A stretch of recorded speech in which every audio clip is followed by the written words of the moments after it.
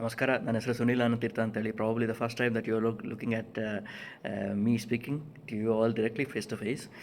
Um, it's been such a long time that I made a video, not even in music or philosophy for that matter, or even general mechanical engineering or even mathematics for that matter. Um, but as you might have seen from my previous videos, my interest lies in music, philosophy, mathematics, mechanical engineering, all fields of it, aerospace, materials even. Um, well, the purpose of these videos is not any of these, right? The purpose of these videos is a bit higher than these things. Uh, Basically, over the years, what I've come to recognize is that though as we Indians are very good at a lot of academic stuff, right? We do not um, look up to ourselves. That's the most important thing. And we do not know how to brand ourselves, right? And we do not know how to look up to ourselves, the way of research that we do, and the knowledge that we have. And we have been trained over the years over looking at the other side of the mountain and looking at the better sides of the other things of the world, that we have forgotten how good or how better things are at our own place. So we should look at our confidence building images of the general public, and we should also be looking at the research directives of major institutions in and around India.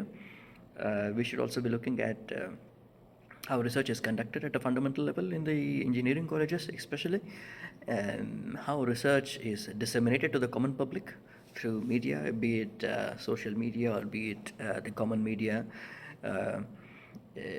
and be it how people carry the word along with them as they move along from one place to another.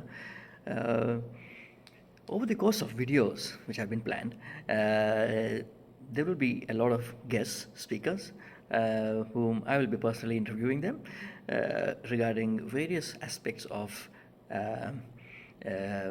technical pedagogy and academic pedagogy, especially in terms of the dissemination of the knowledge in terms of mathematics, physics, science, and even philosophy to that matters. And philosophy and science and mathematics are all seen in their own shoes in India, which is not bad, but it needs to change, right? We should look at learning mathematics not for the sake of solving mathematics problems in examinations or anything. We should actually be looking at learning mathematics from the perspective of learning. We should be looking at mathematics not only from the perspective of learning, but also from the perspective of using and learning a tool which can help you describe the rules to which the nature around us abides to. And we should actually be looking at learning physics with an inquisitiveness as to how the world runs around me, right?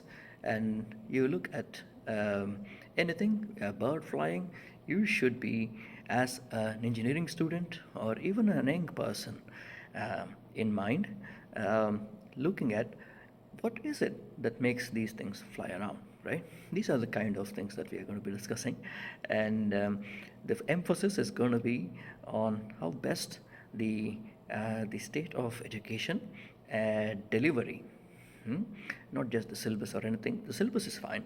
The delivery techniques has to change. And the delivery techniques are currently focused at exam. Get placed in an exam, get placed in a good software industry, get placed in a good manufacturing firm, no problem at all. You're going to be set for the life. That is not the purpose of education.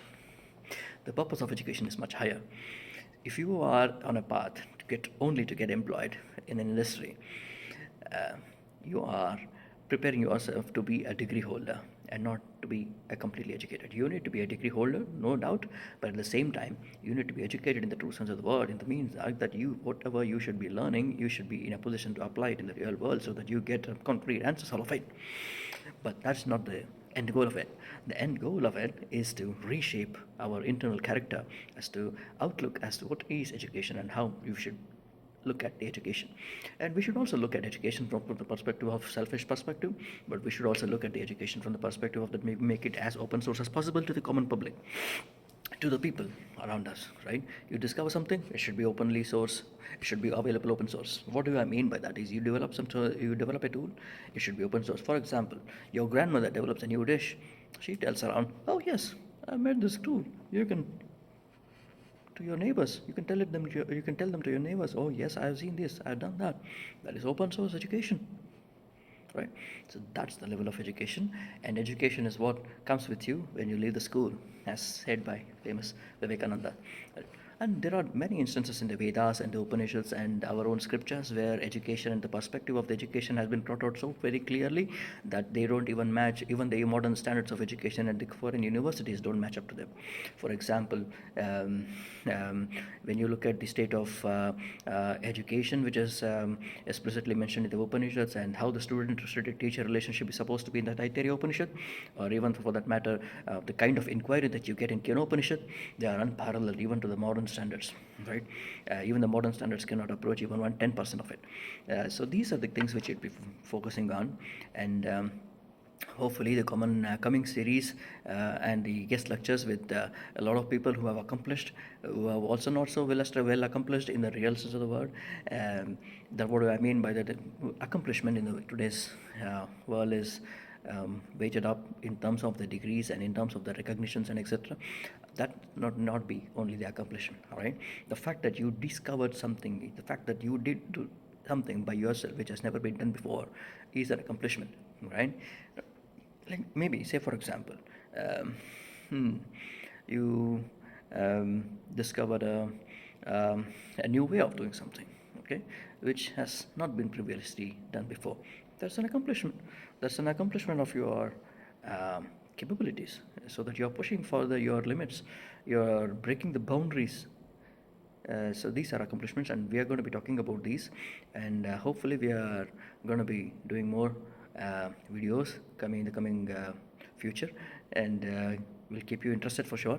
And our perspectives, your perspectives, and everybody's perspectives will be weighted, um, and we intend to make this as audience engaging as possible. So you can find some humorous activities as well, and you can also find some mind-bending arguments by some people. Um, Hopefully, we will be doing it on a continuous basis every week or so. And I have actually set up an open source platform on GitHub, an organization on GitHub. Um, it's called a Satyam Vada, where I'm going to be inviting a lot of people, and some of them have already accepted for the for the invitations to contribute to the open source dissemination of knowledge. When we write a book, right, it need not be a single author; it could be 100 authors in it, but it has to be a source of knowledge, as a compendium source of knowledge which people can use, and the knowledge source and the knowledge bank has to develop and grow, right? And unlike the banks around us which have instant interest, there is no interest which there is no interest that you're going to explicitly get out of it. The fact that you're depositing knowledge into a book itself is lifetime assured interest that you have contributed positively to the progress of people around you. You have contributed positively to the progress of the general humanity perspective. That's how progress has been done in the previous. That's how progress is being done right now. That's how probably the progress is going to be done in the near future and till the eternal future.